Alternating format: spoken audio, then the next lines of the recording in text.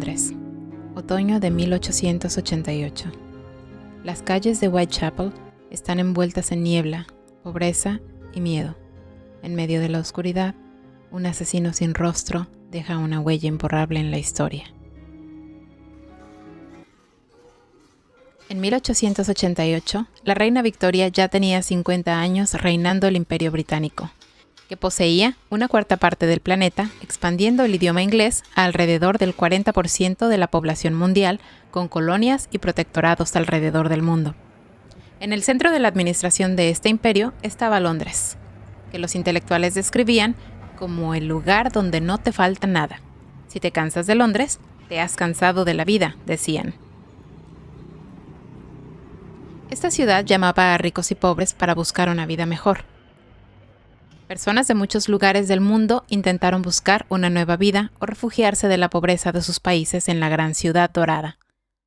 Mientras que el West End era sinónimo de opulencia, donde ocurrían todas las historias románticas de época que vemos a menudo en películas y series, había un lado oscuro de Londres lleno de miseria. Lo que se conoce como el East End, o la orilla este de Londres, específicamente el área de Whitechapel, se fue poblando de personas de bajos recursos que vivían hacinadas en espacios pequeños.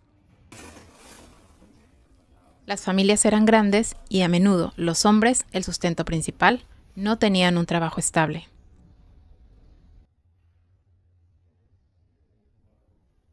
Cientos de personas hacían filas todos los días en los embarcaderos y muelles donde se recibían mercancías de todo tipo para poder ganarse algunas monedas y pagar dónde dormir por una noche. No todos podían pagar una habitación para sí mismos o para su familia. Se pagaba también por dormir en un espacio pequeño y poder recostarse unas horas, dormir sentado en una banca o dormir incluso colgado de los brazos en un tipo de tendedero. Se esperaba que tanto hombres como mujeres y niños trabajaran. La revolución industrial había traído maquinarias que daban trabajo como obrero a todo tipo de personas, pero la oferta de trabajo no era suficiente. Las mujeres dependían en gran medida de sus maridos, pero también debían trabajar y dependían de sus habilidades. Limpiar, coser o tejer eran actividades lucrativas, pero no lo suficiente para alimentar familias grandes. Así que muchas de ellas también recurrían a comercializar su cuerpo por unos centavos. No era raro que muchísima gente se refugiara en el alcohol para enfrentar todas estas carencias y adversidades. Incluso en la misma área del East End se podían encontrar personas con acceso a casa y comida de manera regular, y justo en la siguiente calle, personas buscando el sostén del día a día sin poder pagar muchas veces dónde dormir, y había que pasar la noche afuera con las inclemencias del clima de Londres, tan húmedo, frío y cambiante. Muchas de estas personas eran mujeres de diferentes edades, con esposos e hijos, y muchas otras mujeres abandonadas por sus maridos o viudas que perdieron a sus hijos por la falta de un sustento y debían tener más de un oficio para sobrevivir. En ese contexto se desarrolla esta historia que sigue causando escalofríos hasta el día de hoy: los asesinatos de Whitechapel. Las víctimas. Mary Ann Nichols. La mañana del 31 de agosto de 1888, unos conductores de carruajes pasaron por Box Row, actualmente Howard Street, donde creyeron ver a una mujer alcoholizada y tirada en el piso. Se trataba del cuerpo de Mary Ann Nichols, también conocida como Polly, de 43 años y madre de 5 hijos, quien había tenido un matrimonio a toda regla y cuyo marido decidió terminar y abandonar. Polly recurrió a tener varios trabajos eventuales y lamentablemente al alcoholismo, por lo que dormía en casas o refugios temporales cuando le alcanzaba. Testigos cuentan que la noche que perdió la vida fue corrida del albergue donde pretendía pasar la noche porque no tenía los 4 peniques que costaba quedarse, por lo que estaba en busca de un cliente que sería atendido en plena calle, como era costumbre. Su cuerpo presentaba graves cortes, le faltaban 5 dientes y había contusiones en su mandíbula. Lo más aterrador eran las extremas incisiones en la parte baja de su abdomen. Este hallazgo fue investigado por la policía local. Comenzaron las preguntas a los testigos y se buscaron pistas para dar con la persona responsable. Los esfuerzos fueron en vano y unos días después se daría otro hallazgo. Annie Chapman. Annie era una mujer de 47 años que venía de una familia de clase media, hija de un miembro de la Guardia Británica. Se casó con un cochero de 29 años y tuvo 3 hijos. Perder a 2 de sus hijos la pudo haber llevado al alcoholismo, y tras la separación de su esposo, Annie quedó en un estado vulnerable y de pobreza extrema. Todos sus pasos la noche del sábado 8 de septiembre en que perdió la vida fueron bien documentados por la policía, gracias a los testigos que comentaron que, al igual que Polly, Annie no alcanzaba a pagar su cama de esa noche y debió a salir a buscar cómo pagar. Annie ya se encontraba enferma y bajo tratamiento para la tuberculosis. Fue encontrada en condiciones similares en la parte trasera de una de las casas. Algunos testigos escucharon en diferentes momentos de esa noche ruidos extraños, pero nadie vio lo que ocurrió. El cuerpo de Annie, al igual que el de Polly, fue mutilado y cortado de manera meticulosa, y algunas partes de su cuerpo fueron extraídas. Muchas de ellas fueron colocadas alrededor de Annie y algunas de ellas no fueron encontradas en la escena. Elizabeth Stride.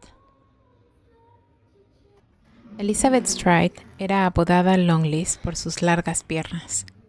Ella era una inmigrante de Suecia que también hablaba inglés y yiddish, el idioma hablado por las comunidades judías en el este de Europa. Liz emigró a Londres, al parecer, para trabajar en casa de alguna familia de clase alta. Se casó con un carpintero del que se separó pocos años después y se le conoció una segunda pareja sentimental que fue intermitente debido a la adicción de Liz por el alcohol, como dicen. También estuvo en diferentes albergues en sus últimos años. Liz tenía 45 años cuando le arrebataron la vida. Ella había estado ayudando a limpiar el albergue donde se quedaba para recibir un poco de dinero. Ese sábado 29 de septiembre, por la tarde, Liz estuvo en un pub bebiendo con una amiga. Liz y su amiga regresaron al albergue, pero entre las 7 y las 8 de la noche, Liz salió sola. Entre las 11 p.m. y las 12:30 m, Liz fue vista con diferentes hombres, según testigos. Un testigo vio a Liz salir del pub y presenció cómo un hombre la aventó al suelo, pero el atacante se percató de la presencia del testigo. Momentos después, alrededor de la 1 a.m., ya del domingo 30 de septiembre, el cuerpo de Liz fue encontrado aún con la sangre brotando de un corte en su garganta. Presumiblemente, el atacante pudo haber estado muy cerca cuando Liz fue encontrada, pero no se le vio claramente. Se cree que Liz no sufrió más cortes en su cuerpo debido a que el atacante fue interrumpido y debió esconderse. Esta teoría surgió, ya que 45 minutos después, otra víctima fue atacada. Catherine Eddowes. Catherine era conocida también como Kate. Ella era hija de una cocinera y de un ojalatero. Kate fue descrita entre sus amistades como una mujer muy inteligente y de gran temperamento. A los 21 años, Kate comenzó una relación y se mudó con su pareja a Londres y tuvieron 3 hijos. Se tiene el registro de que Kate tenía una dependencia al alcohol, lo que causó desavenencias con su pareja, por lo que se quedó sin un lugar donde quedarse y debió recurrir a los albergues. Tenía 46 años al momento en que fue encontrada sin vida el mismo domingo 30 de septiembre. Como sugiere la teoría y la evidencia, el asesino de Kate habría sido interrumpido con la víctima anterior, por lo que se ensañó con Kate, realizando cortes mucho más extremos a su cuerpo y extrayendo varios de sus órganos, dejándolos fuera de su lugar. Los crímenes de Liz y Kate se registraron como un doble homicidio, puesto que la evidencia mostró que fueron perpetuados por la misma persona y hubo un rango de tiempo muy corto entre ellos. Mary Jane Kelly. Mary Jane fue descrita como rubia o pelirroja, aunque su apodo, Dark Mary, podría sugerir que su piel era más bien oscura. También se ha dicho que fue una chica muy bonita. Mary era una chica de 25 años que soñaba con cantar en los teatros. Los registros sobre ella son confusos, ya que al parecer solía cambiar algunos de los detalles de su pasado, pero un exnovio dijo que ella habría nacido en Irlanda. Cuando tenía 17 años, Mary se casó con un minero que falleció 2 o 3 años después. Ella decidió comenzar el oficio de la prostitución luego de que se quedara sin sustento y la compañía de seguros hubiera tardado demasiado tiempo en pagar el seguro de su esposo. Algunos registros sugieren que Mary podría haber escapado de una red de trata de blancas en Francia. Ella estuvo rentando una pequeña habitación para sí misma en una de las casas de asistencia, lo cual llama mucho la atención, puesto que los ingresos de las mujeres eran tan bajos que era muy difícil poder sostener ese nivel de vida. Aunque como ya notamos, no era raro que ella también tuviera una adicción al alcohol con la que había estado luchando. Aparentemente, su última pareja sentimental la hubiera abandonado porque ella les permitía a otras chicas del oficio que pasaran la noche en su habitación.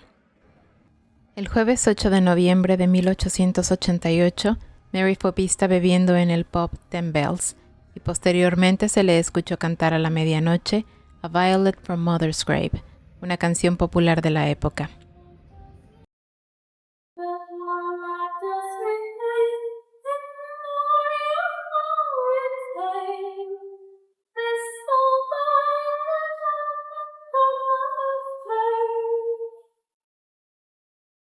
Hay relatos contradictorios de si se le vio o no a Mary durante esa madrugada con algún hombre. Lo que es certero es que por la mañana del viernes 9 de noviembre, el propietario de la habitación que rentaba Mary fue a cobrar el alquiler y al no recibir respuesta, introdujo la mano por un cristal roto en la ventana para apartar la cortina y ver al interior. Así pudo ser testigo de que Mary, de 25 años, se encontraba sin vida y su cuerpo había sido mutilado casi por completo. Este fue el crimen más atroz, ya que al parecer, al tener el tiempo suficiente y estar en un lugar cerrado, el responsable de acabar con la vida de Mary se tomó su tiempo para quitar partes de su cuerpo y colocarlas por toda la habitación. Estas 5 mujeres fueron apodadas las víctimas canónicas de Jack el Destripador. Al principio, estos hallazgos eran conocidos en la prensa como los asesinatos de Whitechapel. El primer hallazgo fue investigado como un hecho aislado, pero el segundo caso fue relacionado al primero debido al tipo de corte en la garganta que había acabado con las víctimas y el posterior corte de sus cuerpos. Al momento en que ocurrió el doble homicidio, la policía ya llevaba el registro de cada paso de las víctimas. Todo lo que se conoce ahora fueron los esfuerzos de la Policía Metropolitana de Whitechapel por esclarecer los misteriosos asesinatos, siguiendo los movimientos casi cronometrados de cada una de las mujeres. La prensa publicaba boletines muchas veces haciendo mofa de la policía que no lograba dar con el responsable. Se entrevistó a más de 300 testigos y se hicieron alrededor de 80 arrestos. Se acusó a carniceros y personas que trabajaban haciendo zapatos y objetos con pieles de animales, debido a que estos podrían haber desarrollado habilidades para maniobrar cuerpos. También se acusó a doctores y personas hábiles para maniobrar cuchillos. Se aumentaron en número los oficiales que estaban patrullando las calles. Se les pidió a las mujeres que prestaban sus servicios de prostitución que caminaran siempre de 2 en 2 o evitaran salir solas por las calles oscuras. Tomemos en cuenta que hacia el otoño, Londres suele estar oscuro después de las 5 de la tarde, y en la época victoriana el alumbrado público era todavía deficiente. Se estableció un grupo de vigilancia. Incluso un grupo de mujeres envió una carta a la reina Victoria para solicitar su apoyo para atrapar al asesino. El médico forense Thomas Bond analizó los cuerpos de las 5 mujeres y confirmó que se trataba del mismo responsable, pero rechazó la teoría de que fuera alguien con conocimientos médicos o anatómicos. En cambio, sugirió que se trataba de alguien que pudiera tener alguna manía por la naturaleza de las mutilaciones. Después del homicidio de Polly Nichols, en las oficinas de la Agencia Central de Noticias se recibió una carta conocida ahora como Querido Jefe, que fue firmada como Jack el Destripador, como se le conoció al asesino posteriormente. Entre los asesinatos de Kate y Mary Jane en octubre, el jefe del comité de vigilancia recibió una carta conocida como Desde el infierno, que tenía una caligrafía y redacción diferente a otras cartas recibidas aparentemente por el asesino. Esta carta venía con un pedazo de riñón humano que se presumía habría sido extraído de una víctima y que el autor aseguraba haber comido la otra parte. No se logró corroborar que fuera uno de los órganos que sí había sido extraído de una de las víctimas, ya que por esos momentos era relativamente fácil conseguir órganos humanos para realizar diferentes experimentos por los estudiantes de medicina de la época. La cobertura mediática que se le dio a este criminal no tuvo precedentes, ya que el momento histórico en que sucedió, la prensa impresa comenzaba a tener auge debido a lo accesible que se había hecho la distribución de periódicos. Al mismo tiempo, se lucró con el morbo de la violencia con que los asesinatos se habían producido. Los investigadores procuraron mantener los datos relevantes de manera discreta, lo que incitó a periodistas a esparcir rumores que mantuvieron a la gente al tanto del caso.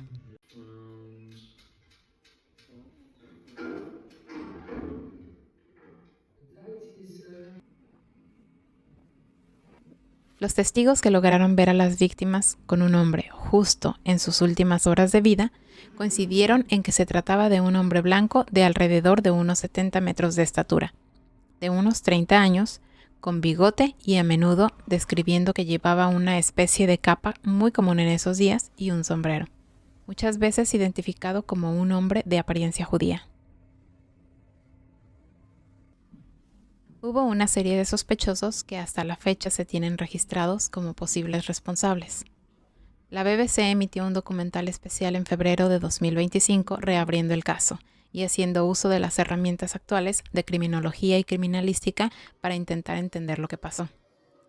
Se describe la misoginia y el desajuste psicológico del asesino por la naturaleza de los crímenes.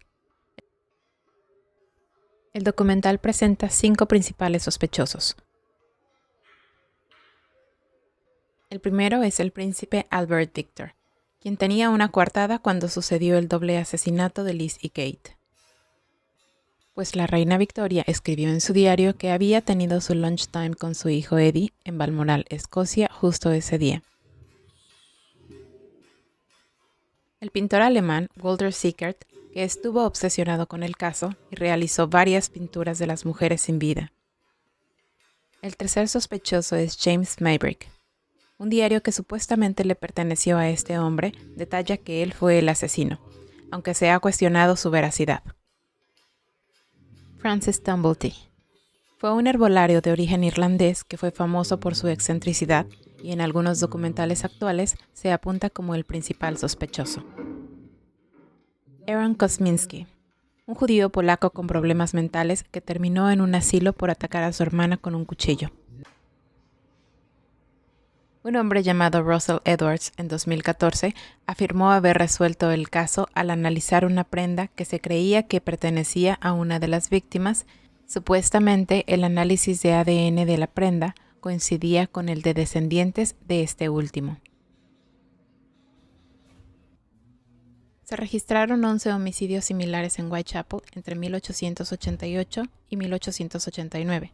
Expertos actuales aseguran que solo uno más podría haber sido perpetrado por Jack el Destripador, el que consideran fue su primer ataque. Martha Tabern, quien se casó cuando tenía 20 años, también sufrió por problemas con el alcohol que la llevarían a perder a su familia y quedar sin un sustento, lo que la llevó a buscar vender cualquier objeto y eventualmente su cuerpo. Marta fue atacada en la madrugada del 7 de agosto de 1888, también con un corte en la garganta. Los otros homicidios registrados también fueron perpetrados contra mujeres vulnerables en situación de pobreza extrema, aunque por el tipo de ataque se descarta que fueran obra del mismo autor. En aquellos años era muy fácil, sobre todo para las mujeres, encontrarse en una situación donde su estabilidad financiera dependía directamente de su pareja. La violencia doméstica era muy común y la desigualdad social era muy marcada. ¿Quién fue Jack y por qué se ensañó contra estas mujeres? Sigue siendo un misterio cuya verdad tal vez nunca será revelada. La figura de este asesino ha quedado marcada como un mito. Hoy en día el área de Whitechapel sigue siendo multicultural y el comercio local sigue estando tan vivo como en aquellos años. El área es visitada por turistas que buscan encontrar más información sobre estos sucesos de hace más de 100 años en los diferentes tours guiados que se ofrecen en los alrededores de Whitechapel.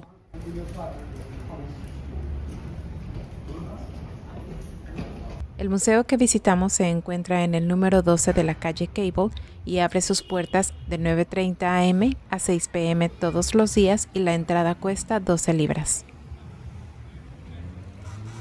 Puedes encontrar diferentes libros que contienen todos los registros de los pasos de las víctimas como los que usamos para la realización de este video. Es importante mencionar que las víctimas fueron personas, madres, amigas, hermanas, hijas, mujeres cuyas memorias debemos mencionar con respeto. Tanto en el museo como en los libros o en Internet, puedes encontrar fotografías y datos precisos y descriptivos sobre los atroces eventos, que prefiero no mostrar en este video para guardar un poco de respeto por ellas.